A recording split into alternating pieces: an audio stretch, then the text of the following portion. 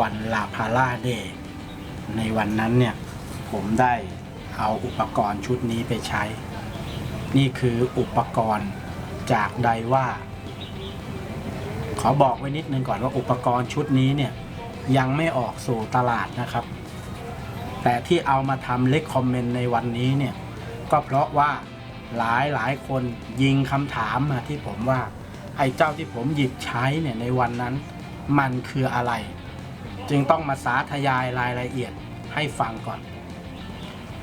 ข้อแรกสุดเนี่ยเจ้าตัวนี้ยังไม่ออกสู่ตลาดย้ำอีกครั้งหนึ่งแล้วก็ไม่มีรายละเอียดอะไรในอินเทอร์เน็ตมากนักนี่เป็นโปรโตไทป์ตัวทดลองจริงๆเลยนะครับนะฮะคือหาข้อมูลในอินเทอร์เน็ตไม่ได้เลยเพราะฉะนั้นเนี่ยวันนี้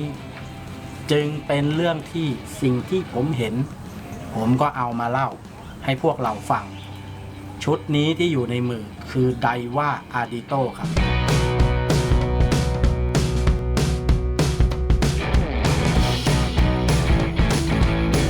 ไดว่าอาร์ดิโตนะครับมันประกอบไปด้วยคันและก็ลอกครับเรามาดูที่ตัวคันก่อนคันเนี่ยออกมาซีรีส์นี้2แบบคือทั้งเบสที่ในมือผมเนี่ยนะครับและก็สปินนิ่งนะครับแต่ว่าที่ผมมีอยู่ตรงนี้เนี่ยคือเป็นคัน2ท่อนทั้งหมดก็ยังไม่ทราบอีกว่ามันจะมีท่อนเดียวออกมาด้วยหรือเปล่าแต่ตรงนี้เป็นคัน2ท่อนทั้งหมดนะครับเนื้อของมันให้ดูนิดหนึ่งเนื้อหารายละเอียดของตัวคันจะเห็นได้ว่าเป็นคันเนื้อกราไฟต์แล้วก็แรปปิ้งหรือว่าพัน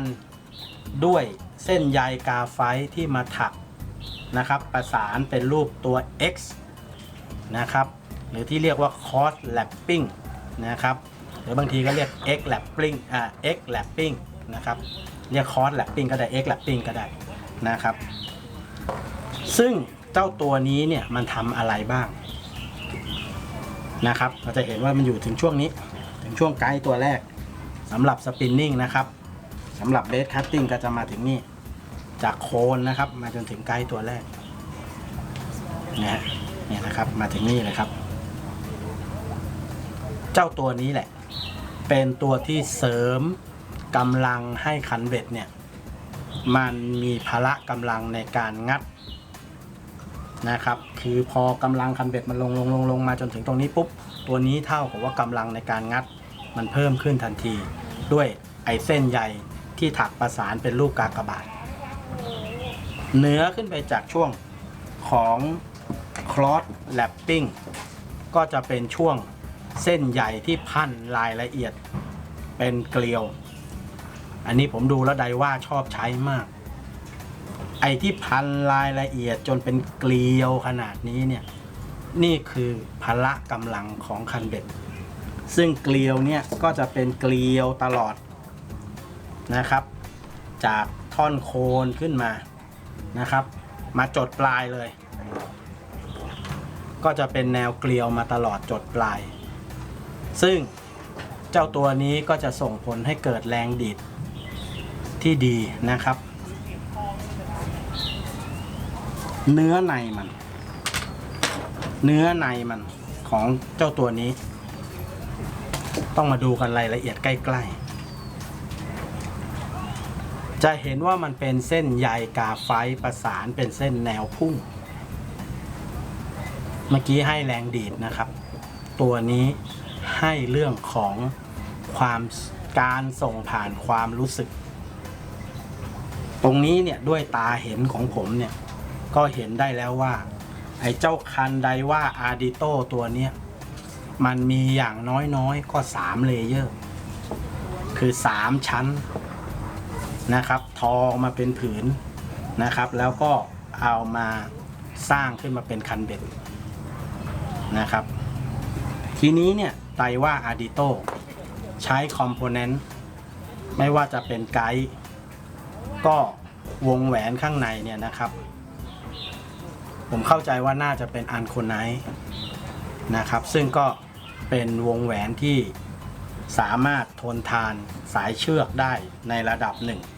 คือใช้กับ PE ก็ได้นะครับแล้วตัวนี่ครับรีลซีดแบบพิเศษนะฮะอันนี้รีซีดของสปินก็ออกแบบมาได้สวยงามครับคือเปิดให้เราจับสัมผัสได้จนถึงแบงค์ของคันเบ็ดนะครับแล้วสีสันเขา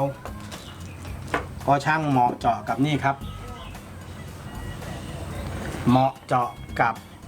รอกอาร์ดิโตที่เขาออกแบบที่เราจะพูดถึงในต่อไปกับเจ้าตัวรอกของอาร์ดิโต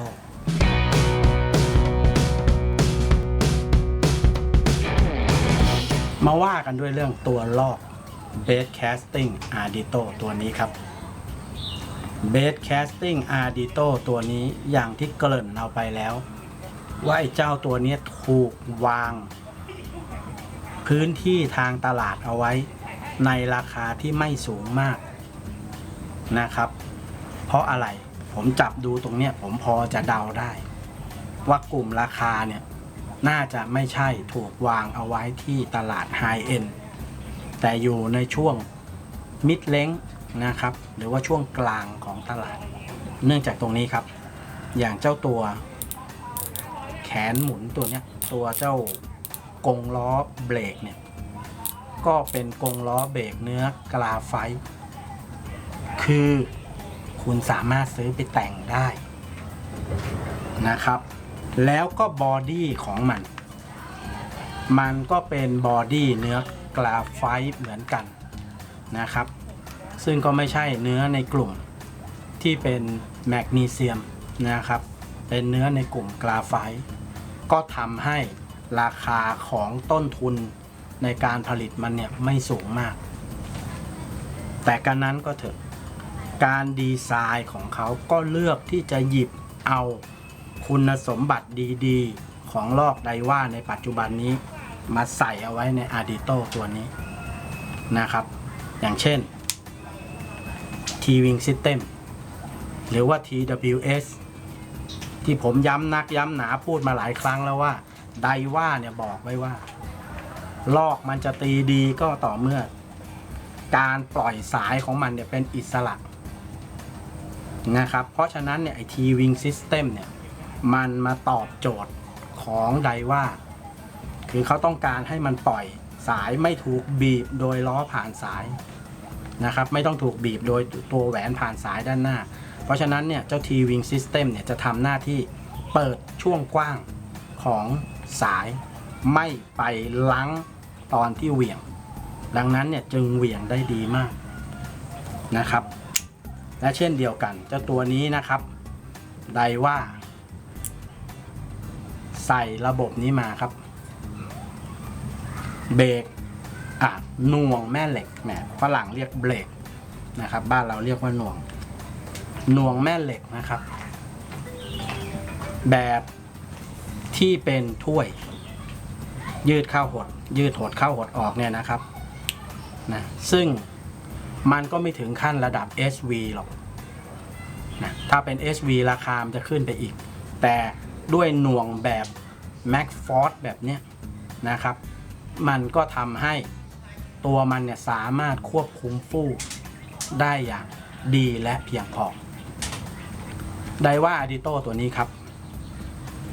เลือกเกียร์นะครับ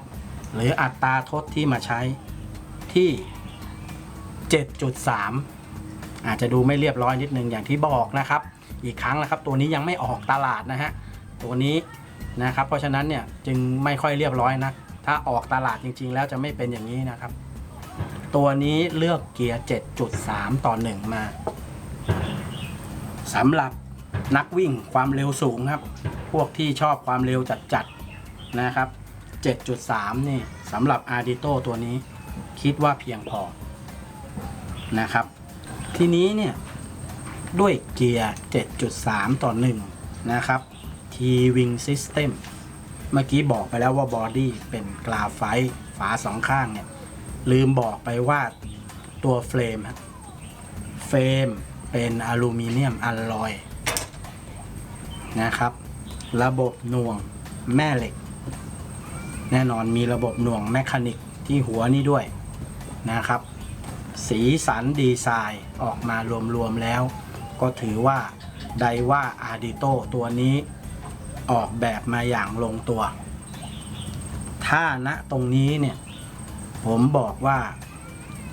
ไม่มีข้อติเลยหรือก็ไม่ใช่ถ้าเทียบกับกลุ่มลอกราคาที่สูงไปกว่านี้ต้องบอกว่าอาร์ดิโตตัวนี้หนักไปสักนิดหนึ่งผมถืออยู่ตรงนี้คิดว่าทะลุ2ขีดเลย200 กรัมแน่ๆแต่ก็ไม่ได้น่าเกลียดอะไร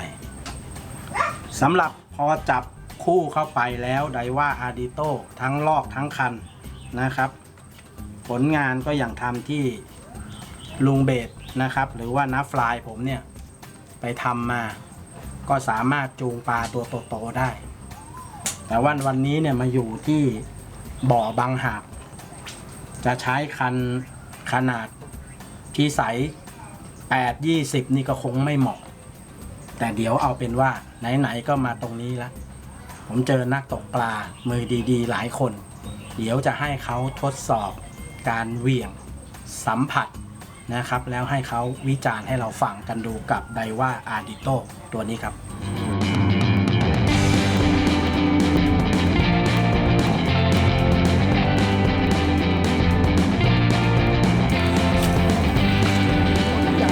โอ้โหเกือบทะลุ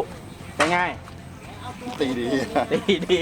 นี่ธรรมดาคนนี้หมุนซ้ายนะจ้าพอให้มาถือหมุนขวานี่ก็เก้ๆกังๆหน่อยก็พอได้ครับพอได้จ้านักรบไม่เลือกอาวุธจ้าแล้วก็ฟีลลิ่งเป็นยังไงถามฟีลลิ่งก่อนตัวอาร์ดิโตจับตอนแรกเหมือนกับว่ามันจะหนักแน่นอนเพราะมันไม่ใช่ลอกมันไม่ใช่ชุดที่แพงอ่ะใช่ครับแต่พอประกบลอกมันส่งเหยื่อดีอะครับถือว่าผมดูจากโครงสร้างผมว่าส่วนตัวผมว่าน่าจะเหนียวนะผมยังไม่ทราบยังไม่ได้เทสยังไม่รับว่าน่าจะเหนียวครับแต่ส่งเหยื่อตัวนี้10 กว่ากรัม10 กรัมต้นสายตาผมบ่อนี้น่าจะอยู่ที่50 เมตรทะลุครับตีกันจริงๆก็คงจะทะลุครับ เมื่อกี้ต้องให้เบรกไว้ครับไม่งั้นทะลุครับก็ฟีลลิ่งจากที่ลองจับมาคือถ้าคันอย่างเดียวก็จะรู้สึกว่ามันหนักไปหน่อยใช่คันต้องประกบกับลอกหรือว่าถ้าลอกอย่างเดียวก็จะหนักไปหน่อยถูกต้องครับแต่พอจับอย่างนี้บาลานซ์เวิร์กเลยแหละผมถือว่าเวิร์กเพราะผมคือปกติผมตีซ้ายแต่ว่าผมตัวนี้ผมกลายเป็นว่าต้องมาขวาแต่ดักตัวเองใช่มันก็ได้ครับเพราะว่ารู้สึกว่าเขาดีไซน์มาก็โอเคครับแล้วผมชอบตรงเนี้ยคือมันสโลปมาที่อุ้งมือผมพอดีกับอุ้งมือใช่ก็ถือว่าดีไซน์ลงตัวผมชอบครับถือว่าชอบครับก็ตีสนุกครับคือจับจังหวะตีอย่างนี้มันได้หมดเลยมันได้หมดครับแล้วอีกประการหนึ่งที่ผมชอบคือเขาเปลี่ยนซีดใหม่ซึ่งผมซีดนี่อย่างเงี้ยผมว่าผมไม่เจ็บนิ้วอ๋อมันไม่กินนิ้วใช่เพราะว่าเขาสโลปเข้าดีแล้วก็มันอยู่ในช่องว่างที่บอกว่ารับอ่ะจากตัวลอกมานี่ผมจับเมื่อกี้ผมรู้สึกว่าคุณจะเป็นเอาเข้าร่องนิ้วก้อยครับเวลาที่เราใช้งานปกติอยู่ประมาณนี้หรือแล้วแต่บางคนก็นิ้วเดียว2 นิ้วบ้างแล้วแต่ปกติอย่างเงี้ยผมจะเข้าแบบนี้ผมว่าผมควบคุมมันหมดอ่ะควบคุมได้ง่ายใช่ครับก็1ความเห็นจากอูดดี้ครับก็ถือว่าชอบครับและนี่แหละครับก็คือ Angler Recommend ของเราวันนี้ไดว่าอาร์ดิโตทั้งลอกทั้งคันนะครับคันก็มีทั้งสปินและเบสนะครับส่วนรอกเนี่ยที่เห็นอยู่ตรงนี้ผมเห็นแต่เบสแคสติ้งอย่างเดียวนะครับยืนยันอีกครั้งนะครับว่ามันเป็นโปรโตไทป์ที่ยังไม่ออกสู่ตลาดแต่ว่าเอามาให้พวกเราได้รู้จักกันก่อนนะครับแล้วหลังจากนี้มันพร้อมจะออกสู่ตลาดให้เพื่อนๆได้จับต้องเมื่อไหร่เราจะติดตามกันอีกครั้งครับ